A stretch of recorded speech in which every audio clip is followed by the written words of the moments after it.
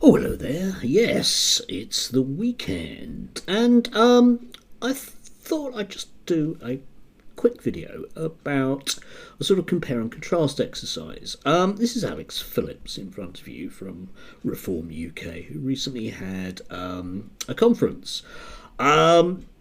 This particular clip was quite widely shared because people were sort of suggesting that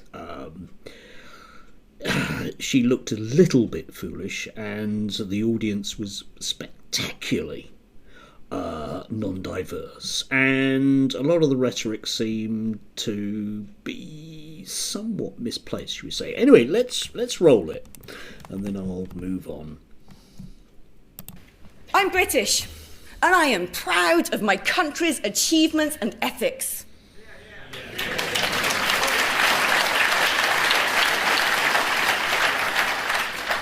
I am white and I don't feel ashamed.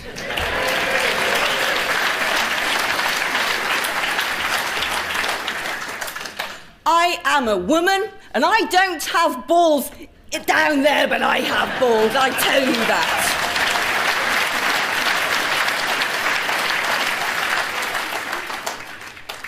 I'm straight. And I passionately believe in the sanctity of marriage, as happy households make a healthy society.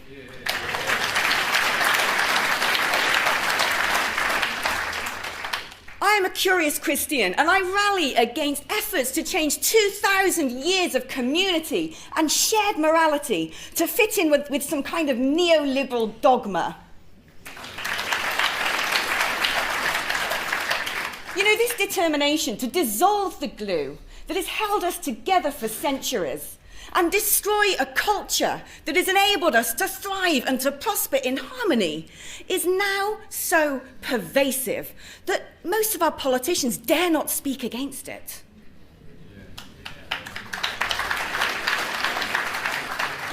Big corporations aren't challenging it. No, they're trying to profit from it. And we, the ordinary people, are being increasingly encouraged to just dumbly accept it when we really don't want to.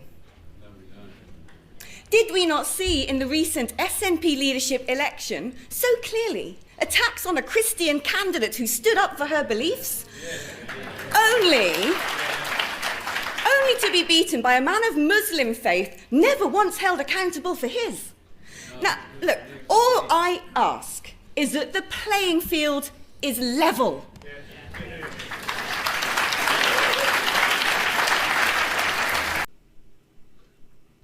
Yes, there you have it, the voice of the oppressed.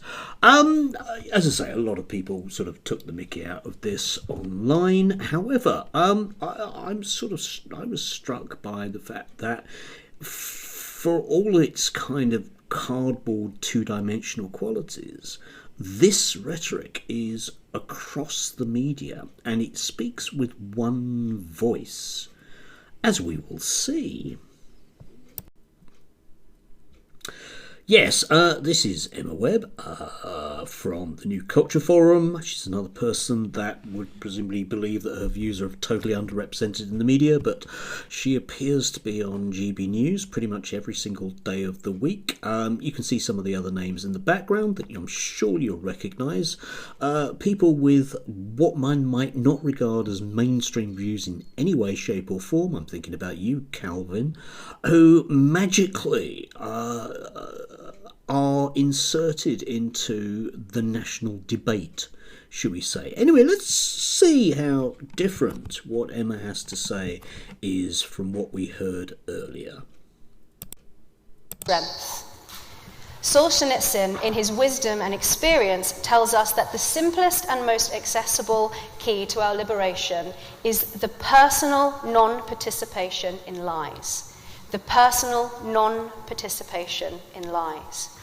That's his instruction. Never knowingly support lies.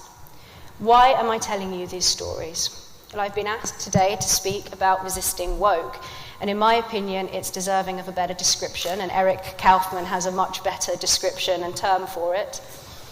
Some have suggested that there's an element of mass formation psychosis in what we've been seeing. that it's a form of collective hysteria like that was seen in 17th century Salem or in 1930s Germany? Perhaps.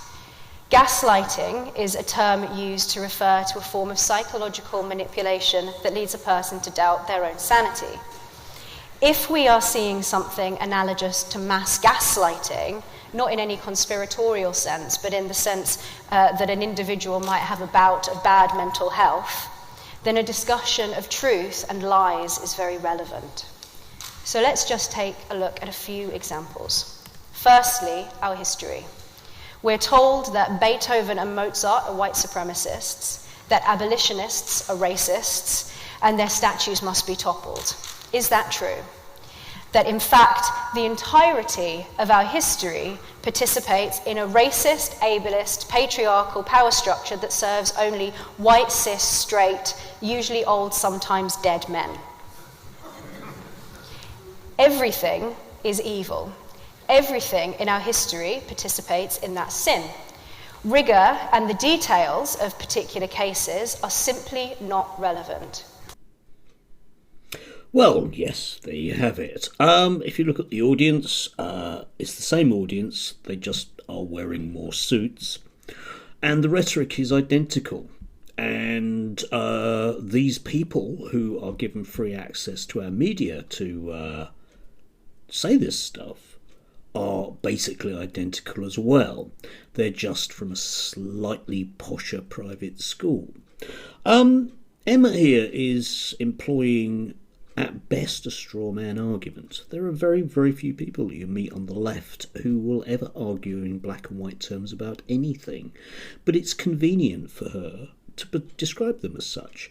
And when she talks about history, she's not talking about my history or the people that I know and their history. She's talking about people like her and their history, in which case they can have this kind of weirdly seamless view of British culture as being stable, because for them and their relatives and their ancestors it has been. For the rest of us it isn't. And now, because they are no longer in a dominating position to tell us exactly how great everything is, when it patently isn't, they have decided, effectively, to engage in nothing to do with their chosen hobby horse of free speech, and everything to do with showing their authoritarian muscle, which is what you always get with the upper middle classes. If they aren't getting their own way, they will make damn sure that they do. The rhetoric is the same. It's still a sort of quasi-fascistic notion of Britain. It's a pseudo-history, and there's plenty of unreal targets to be attacked. But that doesn't matter, because that's what that audience wants to hear. And what I dislike most about this is that it's wrapped up as being intellectual. It isn't.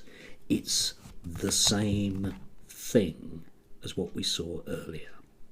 Anyway, have a lovely Saturday. Enjoy. I'm going to look forward to the New Culture Forum, discussing more about the West tomorrow. I can feel another video coming on. Oh yes.